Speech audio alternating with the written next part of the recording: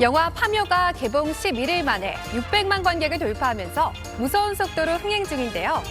한국적 오컬트로 젊은 층을 넘어 중장년층에게도 관심을 받고 있습니다. 이게 무슨 말이야? 가격이 됐다니. 파묘는 개봉 열흘 만인 지난 토요일 500만 관객을 모은 데 이어 어제 600만 관객을 돌파했습니다. 장재영 감독의 첫 오컬트 영화 검은 사제들의 누적 관객 수 544만 명을 뛰어넘는 기록입니다. 기존 오컬트 장르의 영화는 젊은 관객이 대부분이었는데요. 묫자리와 이장, 풍수질이 무속신앙과 같은 한국적인 소재를 다루고 있다는 점에서 중장년층의 관심을 이끌었다는 평가입니다. 또 공포에만 치우치지 않고 대중적인 요소를 담고 있어 세대를 가리지 않고 흥행할 수 있었다는 분석도 나왔습니다. 지난 1일 개봉한 건국전쟁이 개봉 27일 만에 누적 관객 수 100만 명을 넘어섰습니다. 정치인을 소재로 한 다큐 영화로는 2017년 185만 명을 동원한 노무현입니다에 이어 2위에 올랐습니다. 개봉 초기부터 여권 주요 인사들이 잇따라 영화 관람 사진을 올리고 정치적으로 보수 성향인 관객들이 몰린 게 흥행 성공의 요인이 됐습니다. 영화는 과거 영상과 국내외 전문가 인터뷰를 토대로 이승만 전 대통령의 항일 운동과 반공주의자로서의 모습, 하와이 교육 사업 등에 초점을 맞췄습니다. 그를 좋아한다, 싫어한다 이런 차원이 아니라 그가 도대체 70년 전에 대한민국의 건국을 위해서 무엇을 했는지 그것은 좀 국민들이 좀 올바로 아는 것이 가장 중요하다, 저는 그렇게 생각합니다. 하지만 이 전 대통령의 공과 과를 모두 다루지 않고 한쪽으로 치우쳤다는 비판도 만만치 않습니다. 3.15 부정선거는 명백하게 부정선거예요. 그거를 저희 영화에서도 단 한 글자도 그것이 정상적인 투표였다, 선거였다 얘기한 적 없습니다, 사실은.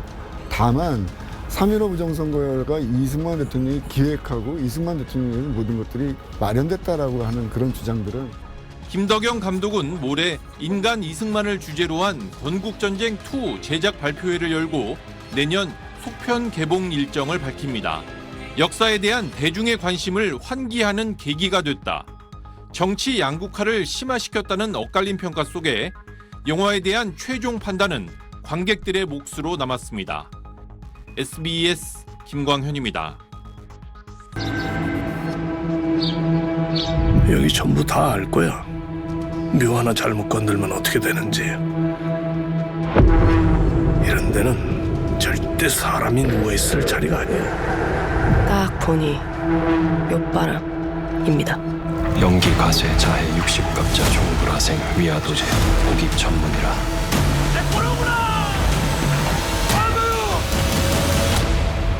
저게 사람감 맞아?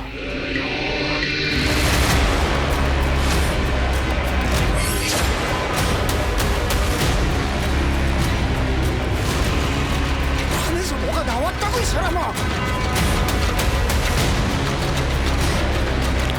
뭐가 나왔다고 거기서. 겁나 험한 게. 네, 오늘의 박스 오피스 2월 넷째 주 금요일 박스 오피스 보시겠습니다. 한국 영화 기대작 파묘가 개봉일인 어제 33만 관객을 동원하면서 단숨에 1위로 올라섰습니다. 이달 내내 1위를 지켰던 영화 원카는 2위로 물러났고요. 하위권에서 출발했던 건국전쟁이 3위까지 올라와 있습니다. 도그데이즈, 데드맨과 함께 개봉했던 소풍이 홀로 10위권에 살아남아서 5위를 기록하고 있습니다. 6위부터 10위까지 보여주시죠. 북미에서 인기를 끌었던 사운드 오브 프리덤이 6위, 시민 덕기가 7위, 그리고 오늘 소개해드릴 아카데미 후보작 바튼 아카데미가 9위에 올라 있네요. 박스오피스 소개는 여기까지였고요. 지금부터 자리로 가서 윤춘호 앵커와 함께 더 자세한 영화 이야기 들려드리겠습니다. 안녕하십니까. 네, 이렇게 보니까 좋습니다. 반갑습니다.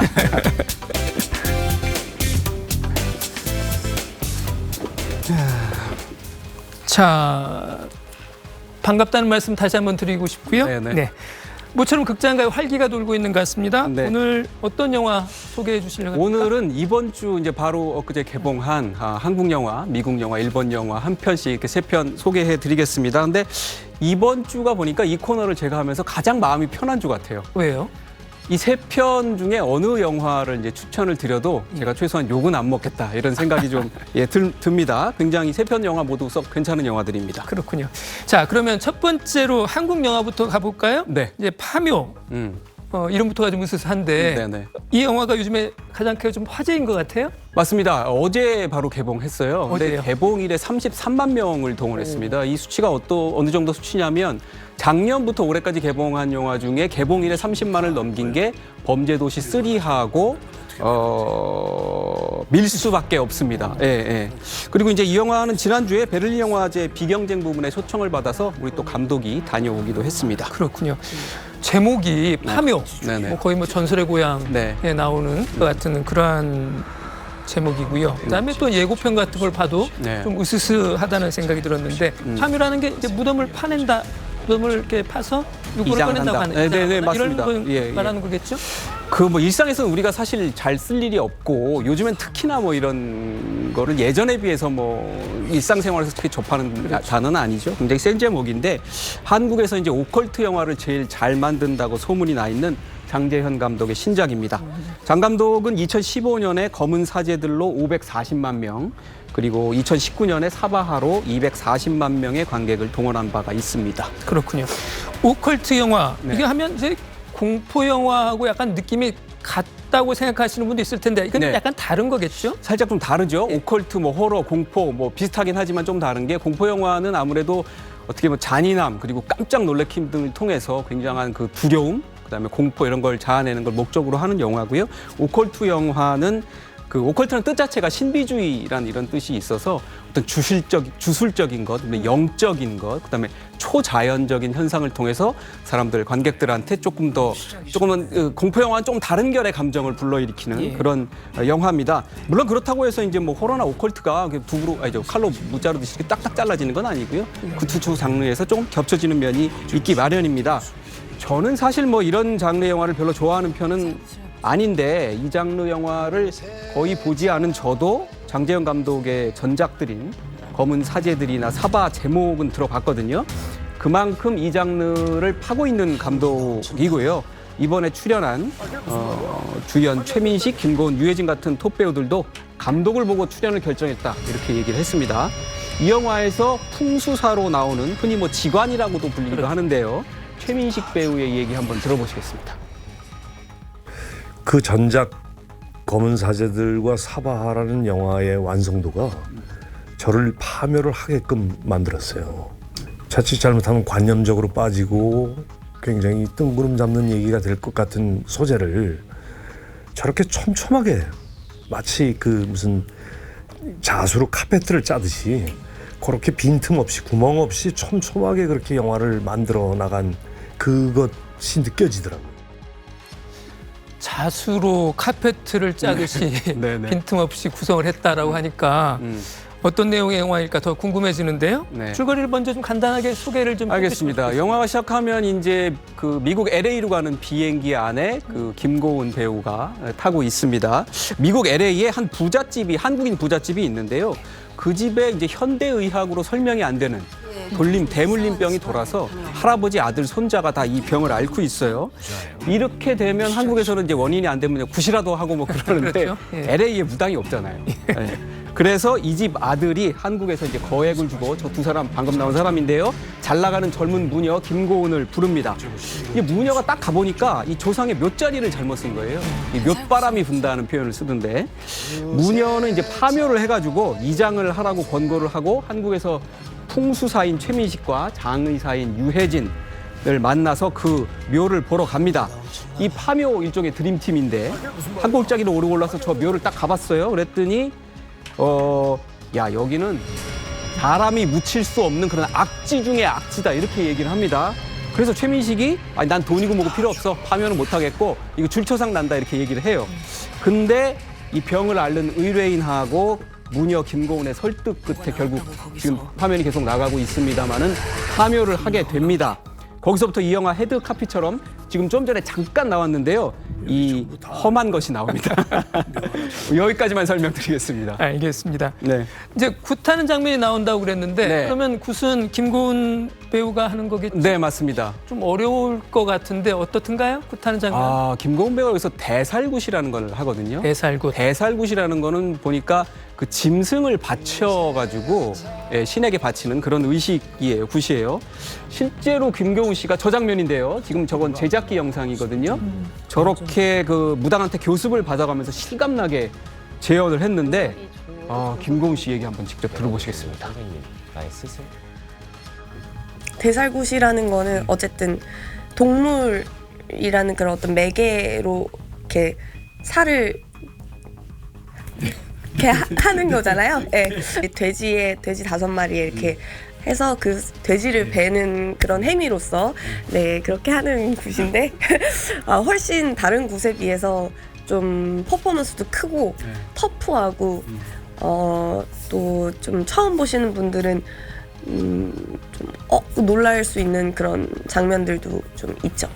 이게 김고은 씨가 사실 돼지한테 자상을 입히는 건데 그걸 표현을 굉장히 재밌게 오히려 말을 저는 공포 영화는 왜 돈을 주고 그런 영화를 그렇게 무서운 데를 보러 갈까 하는 생각을 하는 사람인데요. 네. 저 같은 사람도 어떻게 볼 수 있을 만한 영화일까요?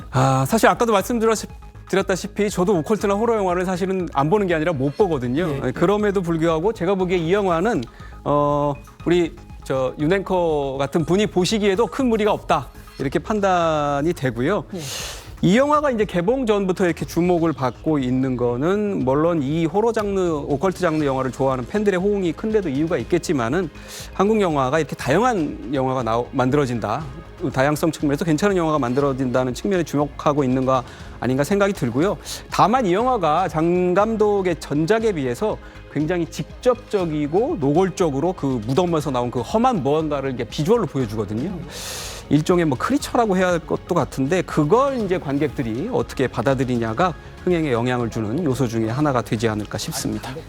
평일 오전에도 서울의 봄을 보려는 관객들이 영화관에 줄지어 입장합니다.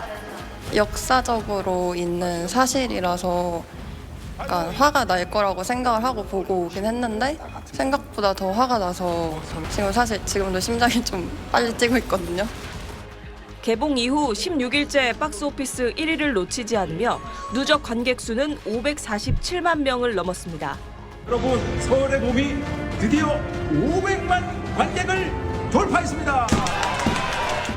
이른바 MZ세대인 20, 30대 관객들이 전체 관람객 중에 56%로 흥행을 주도하고 N차 관람도 100명 중 6명꼴입니다.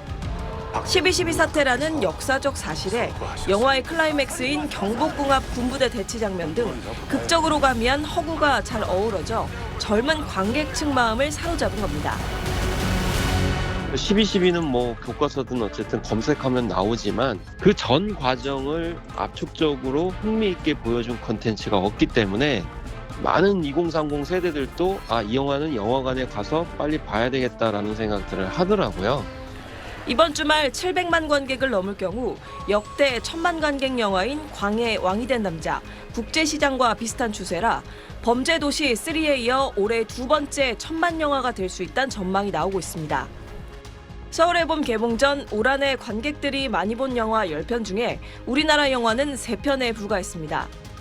웰메이드 작품으로 승부하는 일본 영화와 헐리우드 영화의 물량 공세, OTT 콘텐츠 강세 속에 서울의 봄의 선전은 한국 영화가 나아가야 할 방향을 보여주고 있습니다. SBS 노유진입니다.